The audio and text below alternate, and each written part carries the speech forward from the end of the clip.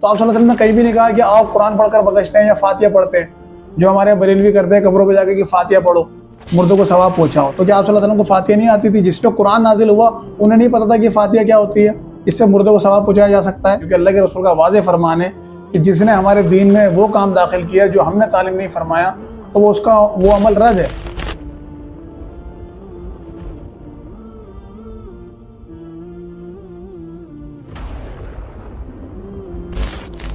السلام علیکم ورحمۃ اللہ وبرکاتہ۔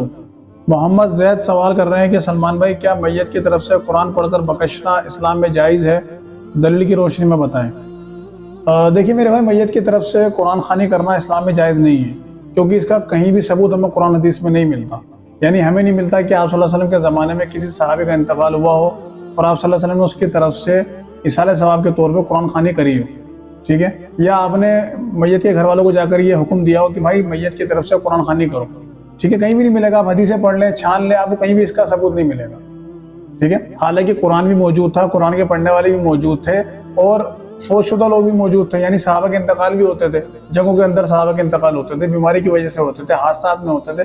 کہیں بھی آپ صلی اللہ علیہ وسلم نے نہیں کہا کہ فلاں صحابہ کا انتقال ہو گیا جہاں اس کی طرف سے قرآن پڑھ کر بخشو، ٹھیک ہے۔ تو جو کام آپ صلی اللہ علیہ وسلم نے نہیں کیا وہ کام ہمارے لیے کرنا حرام ہے، بدعت ہم نہیں کر سکتے، کیونکہ اللہ کے رسول کا واضح فرمان ہے کہ جس نے ہمارے دین میں وہ کام داخل کیا جو ہم نے تعلیم نہیں فرمایا تو وہ عمل رد ہے، ٹھیک ہے۔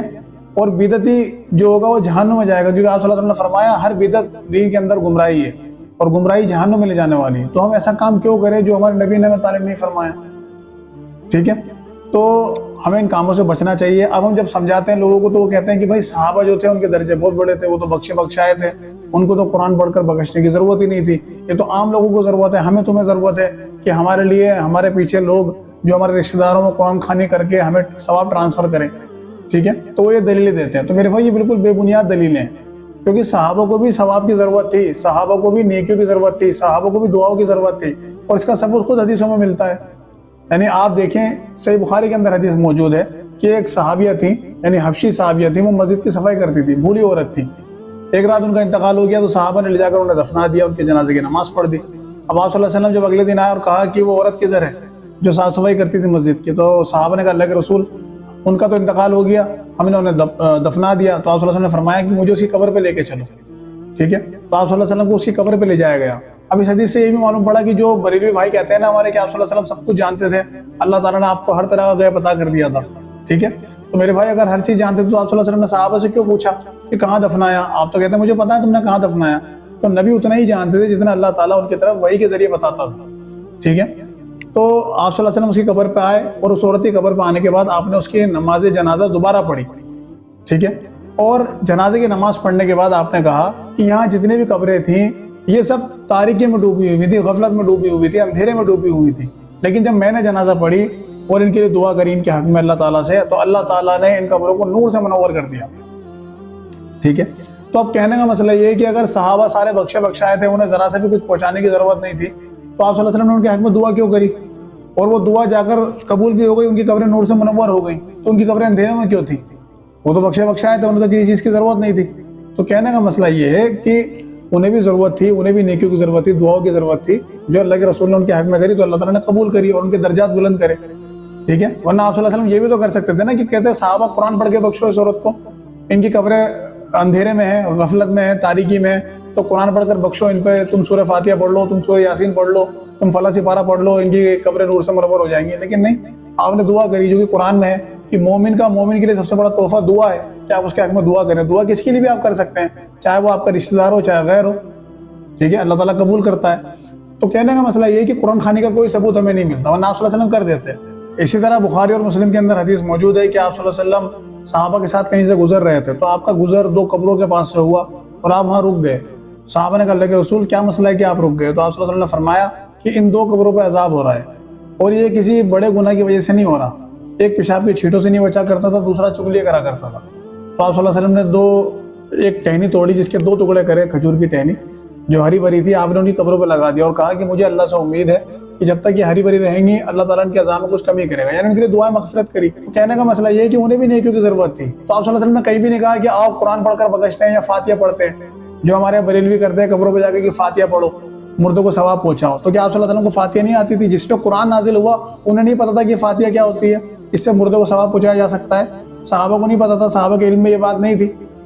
ٹھیک ہے، تو آپ صلی اللہ علیہ وسلم نے کوئی فاتحہ نہیں پڑھی، کوئی اس پہ درود نہیں پڑھا، کوئی قرآن خوانی نہیں کری، آپ نے دعا کری ان کے حق میں اور آگے چلے گئے. ٹھیک ہے، تو یہ 2 حدیثیں کافی ہیں سمجھنے کے لیے کہ قرآن خوانی کا ثبوت نہیں ہے حدیث کے اندر. ٹھیک ہے، آپ صلی اللہ علیہ وسلم کا عمل نہیں ہے اس چیز پہ، آپ نے دعائیں کری ہیں لوگوں کے لیے.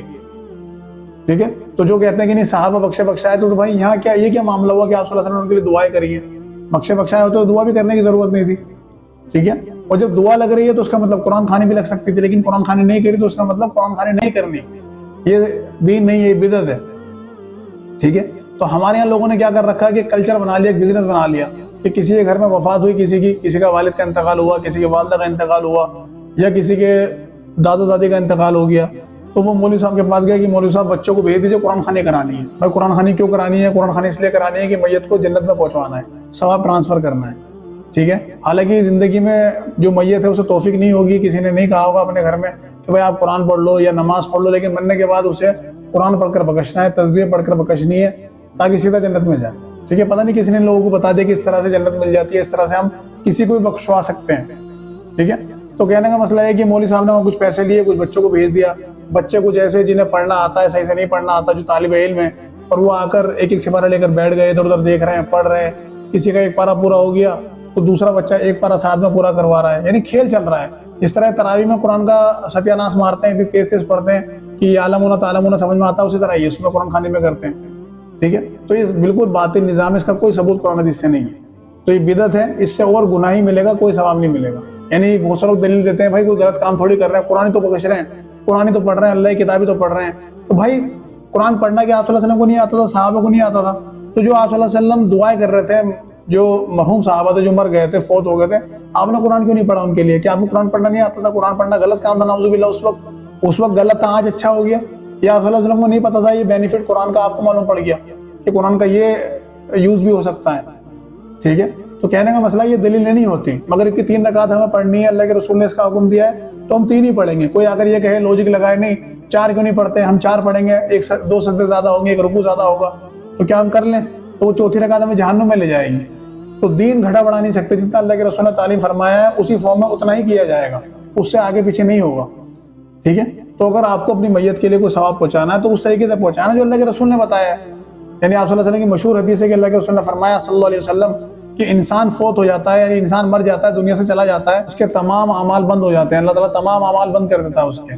ٹھیک ہے، سوائے 3 اعمال کے، یعنی اس کے 3 اعمال ایسے ہیں جو اس کے مرنے کے بعد بھی اس کو ثواب ملتا رہتا ہے، اس کی قبر میں اللہ تعالیٰ اس کا ثواب دیتا رہتا ہے. وہ کون سے ہیں؟ پہلا ایسا علم، نفع دینے والا علم جو کسی کو سکھا گیا ہو، یعنی کوئی حافظ تھا، کوئی قاری تھا، ٹھیک ہے، کوئی مفسر تھا، محدث تھا، اور وہ ایسا علم لوگوں کو سکھا گیا جس سے لوگ فائدہ اٹھا رہے ہیں اس کے مرنے کے بعد بھی. تو اس کے مرنے کے بعد بھی جب تک لوگ اس سے فائدہ اٹھاتے رہیں گے، اس کی قبر میں سے اللہ تعالیٰ اس کا ثواب پہنچاتا رہے گا. ٹھیک ہے، اسی طرح کوئی صدقہ جاریہ کے طور پہ کوئی کام کر گیا، کوئی کنواں بنوا گیا پانی کا جس سے لوگ پانی پی رہے ہیں، پرندے پانی پی رہے ہیں، جانور پانی پی رہے ہیں، انسان پانی پی رہے ہیں، کوئی باغ لگا گیا جس سے لوگ پھل کھا رہے ہیں، یا کوئی درخت لگا گیا جس سے لوگ سائے میں بیٹھے ہیں، جس کے چرند پرند، یا اور کوئی کام کر گیا، مسجد بنا گیا، کسی غریب کو گھر بنا گیا، یا کچھ بھی ایسا کام کر گیا جس سے لوگ فائدہ اٹھا رہے ہیں، نل لگوا گیا، موٹر لگوا گیا. ٹھیک ہے، تو جب تک وہ چیز یوز ہوتی رہے گی، استعمال میں ہوتی رہے گی، اس کے مرنے کے بعد بھی اس کو قبر میں ثواب پہنچتا رہے گا. ٹھیک ہے، اسی طریقے سے اللہ کے رسول نے فرمایا تیسرا اس کی نیک اولاد جو اس کے حق میں دعا کرے، یعنی جو اولاد وہ چھوڑ جائے گا فرما بردار، وہ اس کے حق میں دعا کرے گی، اس کی بخشش کے لیے دعا مانگے گی اللہ تعالیٰ سے، تو اللہ تعالیٰ اس کی دعا بھی اس کے حق میں قبول کرے گا. ٹھیک ہے، اور اس کی نیک اولاد جو بھی کام کرے گی وہ اللہ تعالیٰ اس کے حق میں قبول کرے گا. یعنی حدیثیں نہیں ملتی ہیں ہمیں آپ صلی اللہ علیہ وسلم کے بارے میں، کتنی حدیثیں ہیں کہ ایک صحابی آپ صلی اللہ علیہ وسلم کے پاس ہے، کہا اللہ کے رسول میری والدہ کا انتقال ہو گیا ہے، میں ان کی طرف سے کنواں بنوانا چاہتا ہوں تاکہ لوگ فائدہ اٹھائیں، ان کی قبر میں انہیں ثواب پہنچے. تو آپ صلی اللہ علیہ وسلم نے فرمایا بنواؤ، کوئی مسئلہ نہیں ہے، اللہ تعالیٰ نے ثواب پہنچائے گا، صدقہ جاریہ کرو. تو ان کے نام سے کنواں بنوایا گیا. ٹھیک ہے، تو جب تک وہ کنواں رہے گا ان کو قبر میں ثواب پہنچتا رہے گا. اسی طریقے سے ایک صحابی آتے ہیں آپ صلی اللہ علیہ وسلم کے پاس، کہا اللہ کے رسول میرے والد ضعیف ہیں، بیمار ہیں، حج پہ نہیں جا سکتے، ٹھیک ہے، اور میں ان کی طرف سے حج کرنا چاہتی ہوں. تو آپ صلی اللہ علیہ وسلم نے فرمایا کرو ان کی طرف سے حج. تو اس سے معلوم پڑا کہ مردوں کی طرف سے تو ان کی اولاد حج عمرہ کر سکتی ہے، لیکن زندہ کی طرف سے بھی ہو سکتا ہے، اگر زندہ اس کیفیت میں نہیں ہے کہ وہ خود چل کر جا سکے یا سفر کر سکے. ٹھیک ہے، تو اس کی طرف سے اس کے جو گھر والے ہیں یعنی اس کی اولاد ہیں وہ حج کر سکتی ہیں، عمرہ کر سکتی ہیں. ٹھیک ہے. اسی طریقے سے ایک صحابی آتے ہیں کہ آپ صلی اللہ علیہ وسلم میری والدہ نے روزے بولے تھے لیکن ان کی وفات ہو گئی، تو کیا میں وہ روزے رکھوں؟ تو اللہ کے رسول نے فرمایا کیا تیری والدہ پہ کوئی قرض ہوتا تو وہ پورا نہ کرتی، یعنی اس قرض کو نہ دیتی؟ تو انہوں نے کہا اللہ کے رسول دیتی. کہا یہ بھی قرض ہے اللہ کا، روزے بولے تو انہوں نے منت مانگی تو اسے پورا کرو، تو انہوں نے روزے رکھے ان کی طرف سے. ٹھیک ہے. تو یہ کام ہم کر سکتے ہیں جو حدیثوں کے اندر آیا ہے کہ آپ اگر میت نے روزے بولے لیکن وہ پورے نہیں کر پائے آپ رکھیں. ٹھیک ہے. انہوں نے حج بول رکھا تھا، آپ وہ نہیں کر پائے آپ کریں. ٹھیک ہے. یا ایسے بھی آپ حج عمرہ کرنا چاہتے ہیں ان کی طرف سے کر سکتے ہیں. ٹھیک ہے. ان کی طرف سے آپ مسجد بنوانا چاہتے ہیں، مدرسہ بنوانا چاہتے ہیں، ٹھیک ہے، کوئی درخت لگوانا چاہتے ہیں، کوئی مسافر خانہ بنوانا چاہتے ہیں، کوئی سڑک بنوانا چاہتے ہیں، کچھ بھی کروانا چاہتے ہیں نیک کام جس سے انسانیت فائدہ اٹھائے، آپ کر سکتے ہیں، انہیں ثواب ملے گا. ٹھیک ہے. لیکن یہ کون سا طریقہ ہے کہ آپ اپنی طرف سے من گھڑت چیزیں بنا لیں کہ جو قرآن پڑھوانا ہے ہمیں لوگوں سے؟ قرآن پڑھنے کا تو کہیں بھی ثبوت نہیں ملتا. تو اتنے سارے کام چھوڑ کر ہمیں قرآن پہ ہی بات آتی ہے کہ قرآن ہی پڑھوانا ہے الٹا سیدھا لوگوں سے. میں قرآن پڑھنا آپ خود پڑھیں، آپ پڑھیں قرآن، اللہ تعالیٰ سے دعا کریں کہ اللہ تعالیٰ میری ماں کو ثواب پہنچا، میرے باپ کو ثواب پہنچا. ٹھیک ہے. کیونکہ آپ جو بھی نیک کام کریں گے وہ اپنی ماں کی تربیت پہ کر رہے ہیں نا. اور جیسے آپ صلی اللہ علیہ وسلم کی حدیث ہے کہ تو بھی اور تیرا مال بھی تیرے باپ کا ہے. ٹھیک ہے. ماں باپ کا حق ہوتا ہے نا اولاد پہ، تو اولاد جو بھی نیک کام کرے گی چاہے اس کا انٹینشن یہ ہو کہ میرے والد کے والدہ کو اس کا ثواب پہنچے یا نہ پہنچے، وہ آٹومیٹکلی آپ کے گھر والوں کو پہنچے گا، آپ کے مرحومین کو پہنچے گا. ٹھیک ہے. کیونکہ آپ ان کی تربیت پہ ہی کر رہے ہیں نا، آپ ان کی وجہ سے ہی دنیا میں آئے ہیں نا، وہی ذریعہ بنے نا آپ کا دنیا کو انٹروڈیوس کرنے کا. ٹھیک ہے. تو کہنے کا مسئلہ یہ ہے کہ آپ جو بھی نیک کام کریں گے وہ انہیں آلریڈی پہنچے گا، آٹومیٹکلی پہنچے گا. آپ کو یہ کرنے کی ضرورت نہیں ہے کہ آپ نے مدرسے سے بچہ ہائر کیے اور قرآن خوانی کروا رہے ہیں، یا آپ نے دیکھا ہوگا میت ہوتی تو آس پڑوس کی عورتیں آ جاتی ہیں تسبیح لے کے بیٹھ جاتی ہیں. کوئی فائدہ نہیں ہے اس کا. جو کام آپ صلی اللہ علیہ وسلم نے بتایا وہ کریں تو مردوں کو ثواب پہنچے گا، جو نہیں بتایا اسے کرنے سے اور کچھ نہیں ہوگا، آپ کو گناہ ہی ملے گا، اپنی قبر میں آپ عذاب بھر رہے ہیں. ٹھیک ہے. تو کہنے کا مسئلہ یہ ہے کہ جو چیزیں ہمیں حدیث سے ملتی ہیں وہی ہمیں کرنی چاہیے، جو نہیں ملتی اس پہ بحث نہیں کرنی چاہیے، اسے چھوڑ دینا چاہیے. یہ نہیں کہنا چاہیے اس میں برائی کیا ہے، برائی تو بہت سے کاموں میں نہیں ہے. ٹھیک ہے. دن میں 5 نمازیں پڑھتے ہیں، میں کہوں 6 نمازیں فرض کر لو، 7 نمازیں فرض کر لو، تو برائی کیا ہے؟ نماز تو اللہ کے لیے پڑھیں گے نا. تو کیا 7 نمازیں فرض ہو جائیں گی؟ تو ایسا نہیں ہوتا. اچھے برے کی بات نہیں ہوتی. یہ ہوتا ہے کہ یہ دیکھا جائے گا کہ اللہ اور اس کے رسول نے ہمیں کیا کرنے کا حکم دیا، جتنا انہوں نے حکم دیا اتنا ہی کرا جائے، وہی کامیابی کی نشانی ہے. تو اللہ تعالیٰ سے دعا ہے کہ ہمیں حق بات کہنا، سننا اور عمل کرنے کی توفیق عطا فرمائے. آمین. وآخر الدعوانا الحمد للہ رب العالمین.